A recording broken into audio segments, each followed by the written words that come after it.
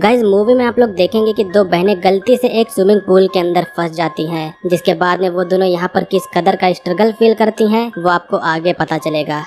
Movie के starting में हमें एक स्विमिंग पूल को दिखाया जाता है जिसमें एक लड़की स्विमिंग कर रही होती है। उस लड़की का नाम ब्री होता है। वो पूल से बाहर निकलती है और पूल के साइड में जाकर अपना ब्लड शुगर लेवल चेक करती है। इससे हमें ये मालूम पड़ता है कि ब्री एक डायबिटिक पेशेंट है। अब यहाँ पर ब्री अपनी रिंग निकालकर अपने बैग में रख देती है। वो रिंग ब्री के फियांसे डेविड ने उसे दिया था, जिससे कुछ दिनों बाद में उसकी शादी होने वाली है। अब अगले सीन में हम पूल के मैनेजर को देखते हैं जिसका नाम मैकग्रैडी है, और वो मैनेजर नोटिस बोर्ड पर वीकेंड की छुट्टी में पूल क्लोज रहेगा इस बात की नोटिस चिपका रहा होता है। अब वो मैनेजर अपने ऑफिस की तरफ जाता है और वो वहाँ पर देखता है कि पूल की स्टाफ जिसका नाम क्लैरा है वो लॉस्ट एंड फाउंड डिपार्टमेंट से कुछ सामान चुरा रही होती है। पूल का मैनेजर उसे देख लेता है, जिसके बाद वो क्लैरा को ऐसा दोबारा न करने के लिए मना करता है। अब कुछ देर बाद में ब्री की बहन जोना भी स्विमिंग पूल में आती है और दोनों बहन के बीच में कुछ बातचीत होती है, जिससे हमें ये मालूम पड़ता है कि ब्री और जोना बचपन में अक्सर स्विमिंग करने के लिए यहाँ पर आती रहती थी। अब ब्री और जोना स्विमिंग करने लगती है। कुछ देर बाद में पूल का मैनेजर सब लोगों को पूल से बाहर जाने के लिए कहता है, जिसके बाद में जोना मैनेजर को कहती है कि अभी तो पूल के क्लोज होने में काफी समय बाकी है, आप इतना जल्दी पूल को क्यों क्लोज कर रहे हो। जिसके बाद में मैनेजर कहता है कि वीकेंड हॉलीडेज शुरू होने वाली है और तुम्हें आसपास में लगी नोटिस बोर्ड को भी पढ़ना चाहिए। जिसके बाद में ब्री और जोना दोनों लोग पूल से बाहर आ जाती है,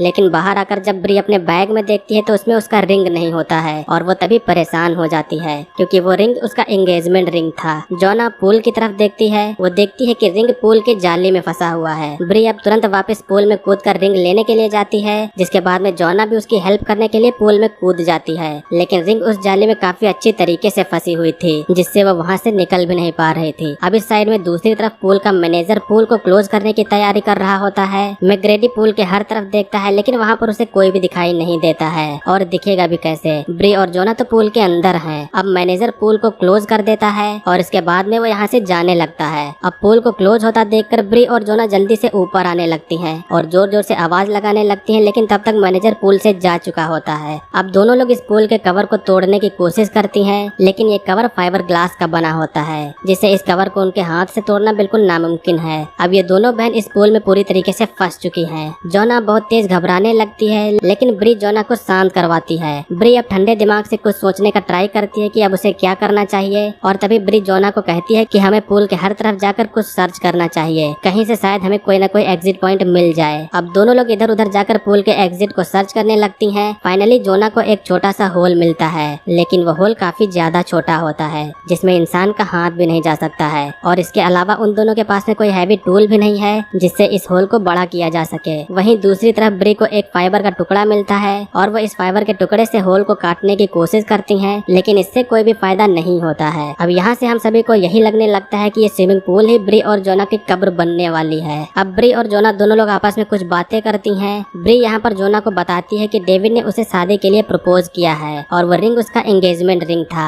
जोना यह बात सुनकर ब्री को उल्टा सीधा कमेंट करने लगती है। इससे यही लग रहा होता है कि जोना ब्री से जीलियस हो रही है। ब्री समझ जाती है कि वो रिंग किसी और ने नहीं बल्कि जोना ने ही पूल में फेंका था। इन दोनों के पूल में फंसने का असली कारण जोना ही थी। अगर जोना ने पूल में रिंग नहीं फेंका होता तो ये दोनों लोग पूल से बाहर होती। अब यहाँ पर ब्री एक बार फिर से कोशिश करती है और इस बार वो इस रिंग को उस ड्रेन एग्जिट से निकाल लेती है। अब ब्री उस पूल से निकलने का कोई और तरीका ढूंढने लगती है। ब्री कहती है कि पूल के नीचे एक गेट है, अगर तुम साथ में हेल्प करोगी तो शायद पूल का कवर उससे टूट जाएगा, लेकिन जोना यहाँ पर ऐसा करने से मना कर देती है, क्योंकि जोना को अब पानी के अंदर जाने से डर लग रहा था। फिर भी ब्री अकेले ही पानी के अंदर जाकर उस गेट को तोड़ने की कोशिश करती है, लेकिन इससे कोई फायदा नहीं होता है। अब यहाँ पर जोना को पता चलता है कि ब्री को पिछले 3 साल से डायबिटीज है और अगर वो टाइम से इंजेक्शन नहीं ले पाई तो वो कोमा में भी जा सकती है। ये सुनकर जोना को अच्छा नहीं लगता है। सुबह से शाम हो गई है और अभी तक इन दोनों को बचाने के लिए कोई भी नहीं आया है। जोना ब्री का जला हुआ हाथ देखकर उससे पूछती है तो ब्री उसे गुस्से में कहती है कि यह बात मैं तुम्हें कई बार बता चुकी हूँ, लेकिन फिर भी जोना यह बात उसे पूछती है क्योंकि उसने पूरी बात कभी नहीं बताई थी। अब इसके बाद में ब्री बताती है कि बचपन में उसके डैड एक रात काफी ज्यादा ड्रिंक कर आए थे और वो जब सिगरेट जला रहे थे तभी उनके लाइटर से घर में आग लग गई थी और उसी के कारण मेरा हाथ जल गया था। अब हमें ये पता चलता है कि ब्री के डैड ब्री को फिजिकली मोलेस्ट भी किया करते थे।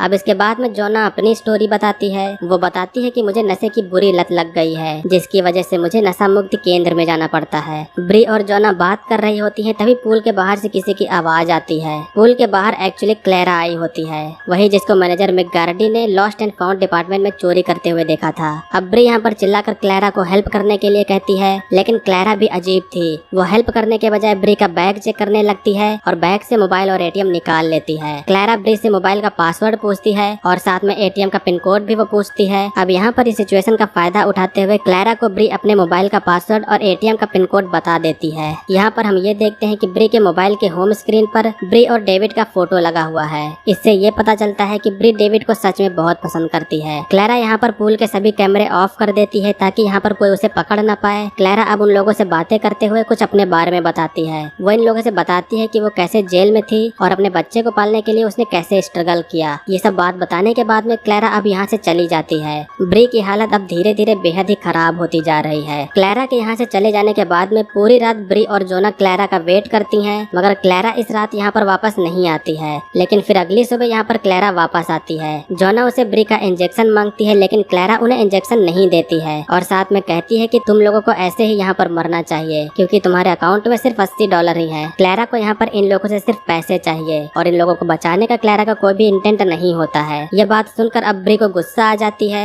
और वो उसे सबक सिखाने का सोचती है। ब्री यहाँ पर झूठ मूठ का रोने का नाटक करने लगती है और जब क्लेरा उसे सुनकर उसी होल के पास में आकर अपना कान लगाती है तो ब्री उसे फाइबर के टुकड़े से क्लेरा के कान पर मार देती है, जिससे क्लेरा के कान से खून बहने लगता है। क्लेरा अब गुस्से में आकर पूल में क्लोरीन का सप्लाई ऑन कर देती है, जिससे उन लोगों को ऑक्सीजन न मिल पाए और सांस न लेने के कारण वो दोनों लोग यहाँ पर मर जाएं। लेकिन तभी क्लेरा को ख्याल आता है कि अगर वो दोनों लोग मर गई तो फिर से उसे जेल में जाना पड़ेगा। इसीलिए क्लेरा क्लोरीन की सप्लाई को बंद कर देती है। अब क्लेरा ब्री से उसकी सबसे कीमती चीज मांगती है। इस समय ब्री के पास में उसकी सबसे कीमती चीज ये रिंग ही होती है, जिसके बाद में ब्री अपना ये एंगेजमेंट रिंग निकाल कर क्लेरा को दे देती है और क्लेरा रिंग लेने के बाद में यहाँ से चली जाती है। एक और रात निकल जाती है और इधर ब्री की तबीयत और भी बिगड़ जाती है। ये सब कुछ होने का जोना को बहुत पछतावा होता है, जिससे जोना ब्री से माफी मांगती है। अब अगले सीन में हम देखते हैं कि इस पूल का कवर ओपन हो गया है और डेविड आकर ब्री को बचा लेता है। लेकिन हमें यहाँ पर यह पता चलता है कि ब्री एक सपना देख रही थी। अब जब ब्री की नींद टूटती है तो वो देखती है कि जोना अपनी जान लेने की कोशिश कर रही है। ब्री अब उसे समझाती है और कहती है कि हम दोनों लोग यहाँ से जरूर निकलेंगे। अब जोना हिम्मत करके फिर से उसी जाली को तोड़ने की कोशिश करती है, जिसके बाद में वो ब्री से टॉवल मांगती है और उस टॉवल को जाली में फंसाकर अब पूरी ताकत से खींचती है और फाइनली इस बार जोना इस जाली को तोड़ने में सक्सेस हो जाती है।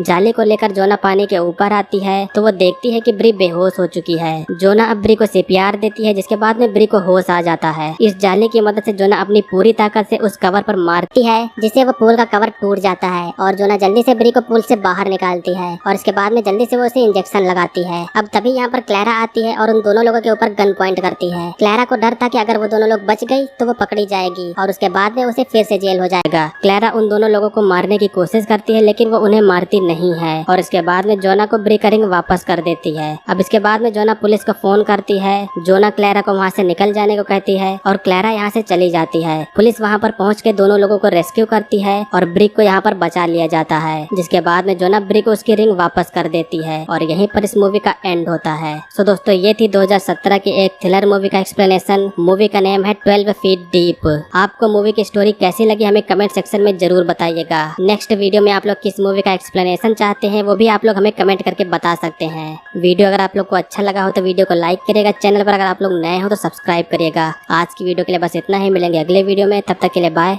जय हिंद, वंदे मातरम।